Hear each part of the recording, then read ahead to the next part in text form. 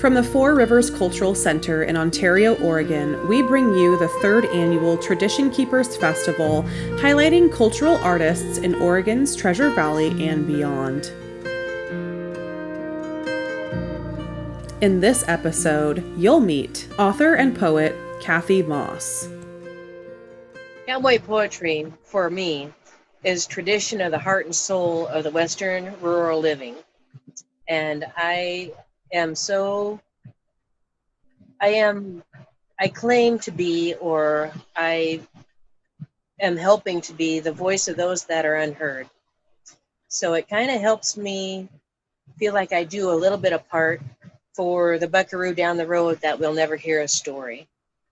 And to do that, it always comes out, seems to usually come out in rhyme.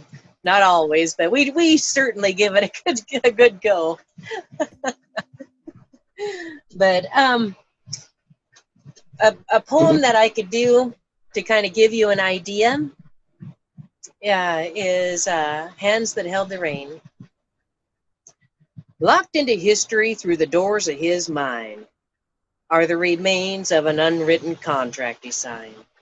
The rules he lived by with his own flesh and bone, wrote in his blood and signed alone.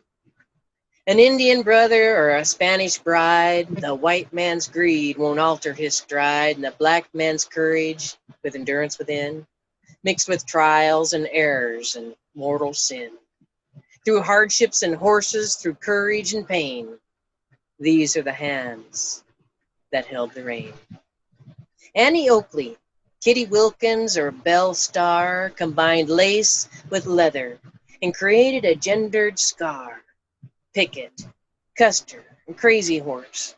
These were only a few who would not alter their course, and those less known on Oregon's trail who sold all they had to the West set sail. Pickett, Custer, Crazy Horse. These were only a few who would not alter their course. Chisholm, Goodnight, and French, some of the cattle kings. They are all the reason a cowboy sings, and their blood still flows through our hands. For these are the hands that held the rain. Forgive them, for they knew not what they had done as they settled the West with hand and gun and fought for open spaces that they traveled through, not knowing that greed and politics followed them too. Restless by nature, curious by kind, searching for answers that they'll never find. They gather those memories and they try to remain.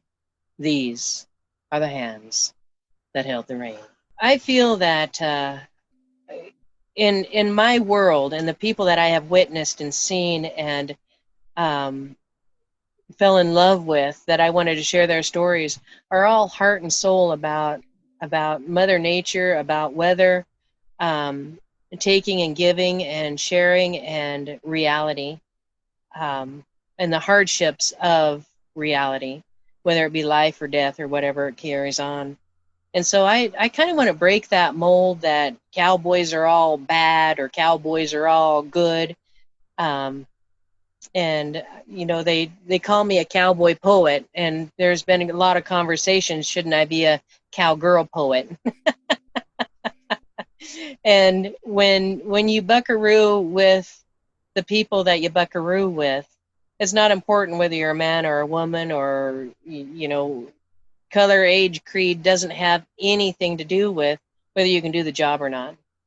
And I know a lot of tough women out there that a lot of fellers like to ride with because they get the job done. So I kind of want in some of the poems like Lady Buckaroo or The Truth, I enjoy speaking of the woman as the strength that she gives and the groundedness that she gives. But most of all, my poems are all about the whole of Western living. Or I sure hope that the persona comes out that way.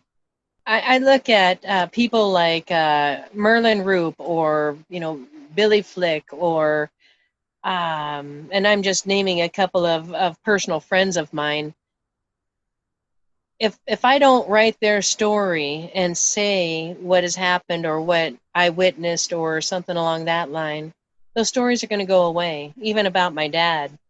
And the stories, I was up in Canada and I did a poem called Mountain Valley High. And a woman come up to me and she says, "That's my dad. You know, you just spoke the heart of my dad." And at first I was a little bit offended because it was like, no, that was about me. That was mine.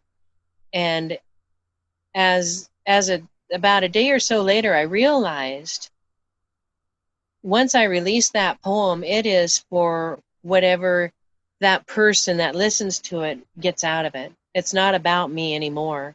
It doesn't belong to me. It belongs to that person and their own experience. And and if they can resonate and hold their memories true and maybe then talk about that poem to their kids, maybe it might keep that tradition alive a little bit longer, a little bit further, and give a little bit more depth to what's put on paper. Writing was not one of my strong suits. I actually, after I graduated from high school, I went back to take night classes on spelling and words. Um, I have a bit of a trouble with dyslexia, to be honest, and I couldn't get I couldn't even type because my fingers wouldn't go right. So I had to do a lot of I don't know how to explain it. Um, there was a passion that I needed to put these things down, but the struggles that I went through to do it were pretty crazy. It was not my intention ever to actually write, but as people kept coming to me saying, you know, you need to write that down, you write that down, I decided I needed to take a few extra steps.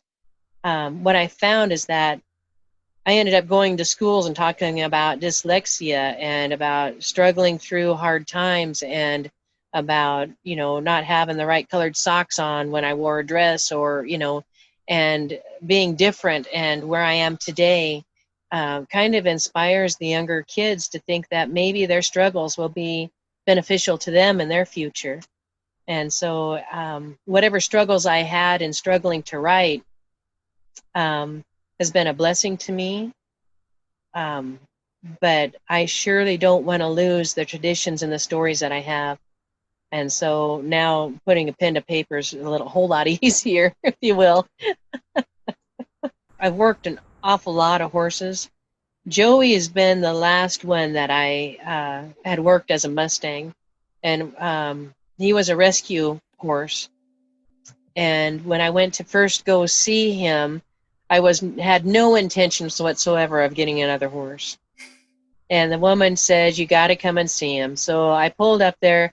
We were watching through the fence, and he was like a little deer underneath a juniper tree, and he was just frozen. The wind was blowing, it was snowing. The gal that had him wasn't feeling good. So I told her, well, I got to get him to move around. So I walked through the gate, and when I did, I opened the gate and walked through, expecting him to maybe shift a little because it was about an acre and a half lot that he was in. There was no corrals anywhere. It was all wire fencing, and he was in his little safe haven. I opened up that gate and walked through that gate, and that little horse took off and hit the far end of the pasture. I had no intentions whatsoever of being touched or anything, and I made a little promise to him that I would not put a halter or a lead on him until he started following me. I certainly have no idea what he experienced in his lifetime, but I know I turned around and I looked at the woman and I said, "I'll take him." And it took me, and then I put him on Facebook as Joey's Journey so that people could actually see maybe some of the things that I see when I see a horse. See the reaction, the flicker of an ear, the turn of the head, the tip of the nose, the whiskers twitching, you know, whatever it is that they're doing, and maybe give some insight on those. There again, opening up my life. Am I right 100% of the time? No. But I sure love to share those stories and be part of that storyline. And And Joey, through the 3 years that I had him, was an amazing journey for me. As I watched from a distance, her hands had a lot to say. Though callous, they softly spoke of her life in a subtle, silent way. How they molded her life into a treasure. How they survived the heat and cold. How they helped her build her fires, and at her prayers they gently fold. 1,000 times they've saddled horses of the hundreds that she's had, and how they helped her laugh through all the crazy wrecks that she's had. We'll go with that.